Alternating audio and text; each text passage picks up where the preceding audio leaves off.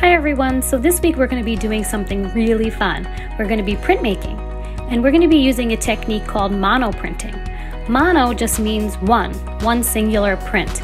Unlike other forms of printmaking where you can make multiple prints, like when you make a stamp and you can print over and over and over. This is a little different because you can only print one time, but that's what makes it one of a kind.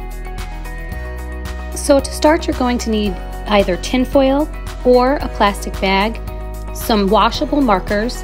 They need to be washable, not permanent, and a wet sponge or even a washcloth or a wet paper towel would work. And lastly, you're going to need a permanent marker. I like using a Sharpie marker, but you could use any marker that you want as long as it's permanent, because later you're going to be adding water on top of your drawing, and if it's not permanent, it's going to smudge.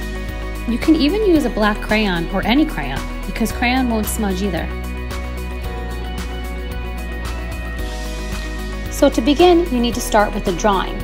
I thought it would be fun to keep this completely open-ended and let you guys just draw whatever came to mind, whatever is in your imaginations, and not give you any direction as far as the drawing goes. You can draw a portrait, it could be a self-portrait. You can make an observational drawing where you look at something or an object or a group of objects, maybe things that are around your house, a bowl of fruit or a kitchen appliance. Really anything. Could be an abstract drawing with just lines and shapes and designs. You can draw flowers or aliens, mermaids, your favorite animal, even maybe your favorite character or on a TV show or a game. Anything. There is no right or wrong as far as your drawing goes. And if you have a hard time coming up with something or thinking of an idea, you can always go on YouTube and go to Art for Kids Hub, where they do hundreds and hundreds of draw-along videos. It makes drawing something that seems a little complicated to draw really simple because they break it down into steps. So that's an idea. If you really can't think of anything, you can always start there. So here's my daughter Emmy doing this on a plastic bag. If you're going to use a plastic bag, make sure it's a gallon bag or bigger so that it fits your whole paper. Once she finished coloring her whole plastic bag with the markers, we put that aside, and now she's wetting down her paper with a sponge. Now, depending on the quality of your paper might get really floppy when it's wet, so you might need someone to help you flip it over so you can align it right on top of the marker on your tinfoil or your plastic bag. Then you want to rub your paper back and forth really gently, give it a nice massage, let those colors in the water bleed and blend together.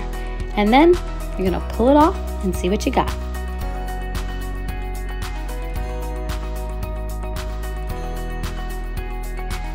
So here's the process all the way through. I'm going to show you how it's done using a plastic bag, and then again I'll show you how it's done using tinfoil. You can use either or you can experiment with both. Just make sure that when you color, you're coloring in all your white spots and that you're coloring the entire bag or tinfoil enough so that when you place your paper on top, the whole paper will get printed on. When using the tinfoil, you could see I'm outlining my paper first so that I know where to color when I start with my markers.